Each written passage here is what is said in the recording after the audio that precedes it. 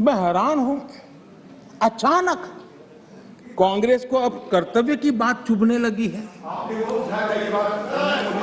आप लोग, अजय रंजन जी, आप बैठिए, आप बैठिए। अरे आपकी जिंदगी बोलते रह रहा है, आपका वही काम है। माननीय अध्यक्ष जी,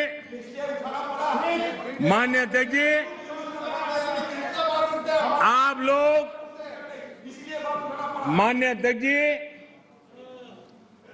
आप लोग कहते रहते हैं कि मोदी जी नेहरू जी का नाम नहीं लेते हैं,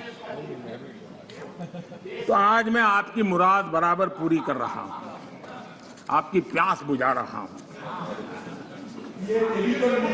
देखिए, कर्तव्यों के संबंध में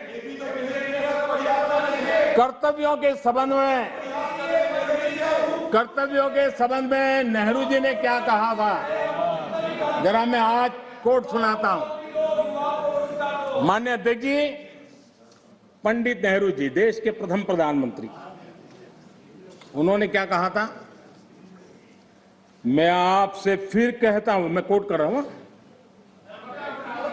मैं आपसे फिर कहता हूं कि आजाद हिंदुस्तान है, आजाद हिंदुस्तान की सालगिरह हम मनाते हैं, लेकिन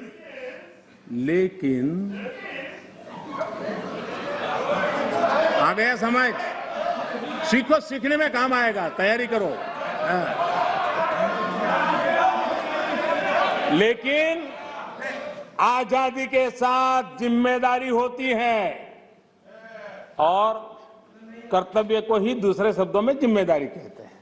इसलिए कोई समझना हो तो मैं समझा दूं, कर्तव्य को दूसरे शब्दों में जिम्मेदारी कहते हैं। अब ये पंडित नेहरू का कोट है, मैं आपसे फिर कहता हूं कि आजाद हिंदुस्तान है, आजाद हिंदुस्तान की सालगिरह हम मनाते हैं, लेकिन आजादी के साथ जिम्मेदारी होती है।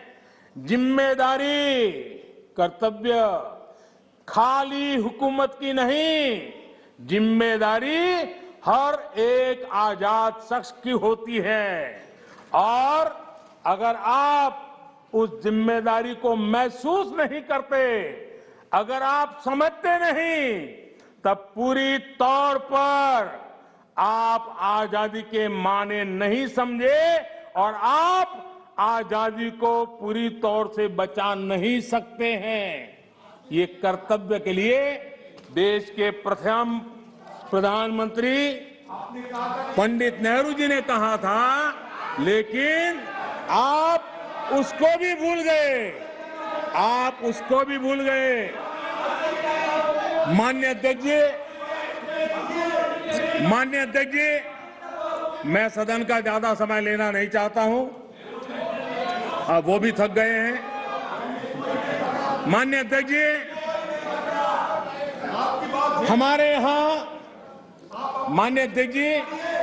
हमारे यहां कहा गया है, क्षणशः, हमारे यहां कहा गया है, क्षणशः कणश्चैव विद्याम अर्थच साधयेत्, क्षणे नष्टे कुतो विद्या कणे नष्टे कुतो धनम।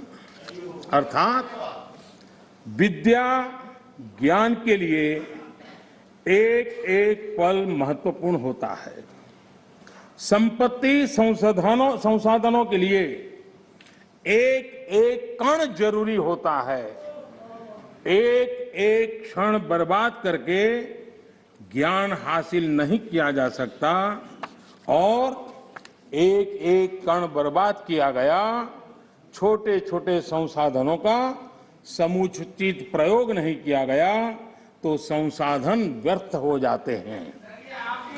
मैं कांग्रेस और उसके सहयोगियों से कहूंगा, आप ये मंथन जरूर कीजिए कि कहीं आप इतिहास के इस महत्वपूर्ण अहम क्षण को नष्ट तो नहीं कर रहे हैं।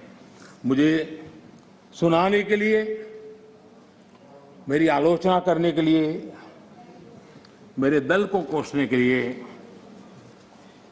बहुत कुछ है, कर सकते हैं आप, और आगे भी करते रहिए, मौकों की कमी नहीं है।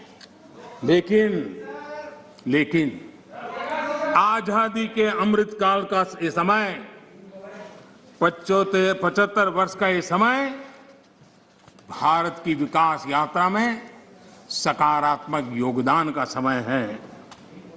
मैं विपक्ष के और यहां पर बैठे हुए भी सभी साथियों से और इस सदन के माध्यम से देशवासियों से भी आजादी के इस अमृत महोत्सव के पर्व पर आग्रह करता हूं, निवेदन करता हूं, अपेक्षा करता हूं कि आओ इस आजादी के अमृत महोत्सव को हम नए संकल्पों के साथ, आत्मनिर्भर भारत बनाने के संकल्प के साथ एकजुट होकर हम लग जाएं, कोशिश करें पिछले 75 साल में जहां जहां हम कम पड़े हैं उसको पूरा करें और आने वाले 2047 के शताब्दी वर्ष बनाने से पहले देश को कैसा बनाना है उसका संकल्प लेकर के आगे बढ़े। देश के विकास के लिए मिलकर के काम करना है। राजनीति अपने जगह पर है, हम दलगत भावनाओं से ऊपर उठ करके देश की भावनाओं को लेकर के जिए। चुनाव के मैदान में जो कुछ करना है करते रहिए, लेकिन हम देश हित में आगे आए, इसी एक अपेक्षा को रखता हूं। आजादी के 100 वर्ष जब होंगे, ऐसे ही सदन में जो लोग बैठे होंगे वो जरूर चर्चा करेंगे कि ऐसी मजबूत नींव पर, ऐसी प्रगति के पर पहुंची हुई 100 साल की उस यात्रा के बाद देश ऐसे लोगों के हाथ में जाए ताकि उनको आगे ले जाने का मन कर दे।